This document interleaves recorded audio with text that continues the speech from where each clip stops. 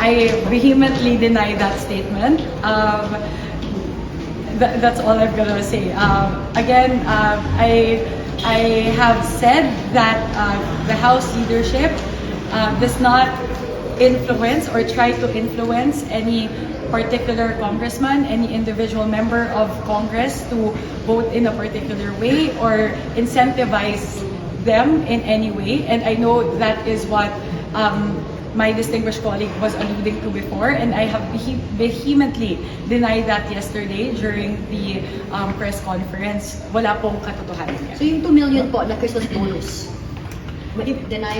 I vehemently deny that. I don't want to speak ill of anyone, especially my colleagues in the House, but that is there is no truth to that at all. Anong oras po itatransmit yung GAB sa President? MOE budget for Christmas activities ng mga distrito? Wala pong ganun. The MOE of the House is purely for the operations of the House.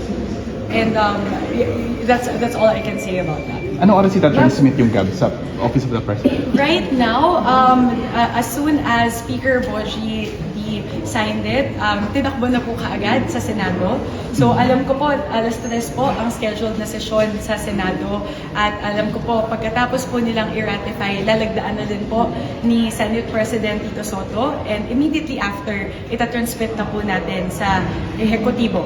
Itatransmit na po sa Executive para po sa kanilang review at para po sa paglagda. Confident kayo na walang mabibito na provision?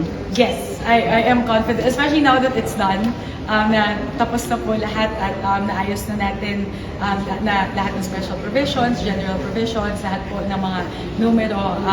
After reviewing it thoroughly, sabi nga po ni Senwin kahapon, 5 beses po proofread yan ng parehong Kamara at ng Senado. So we are confident that the President will not veto the budget. Ma'am, may special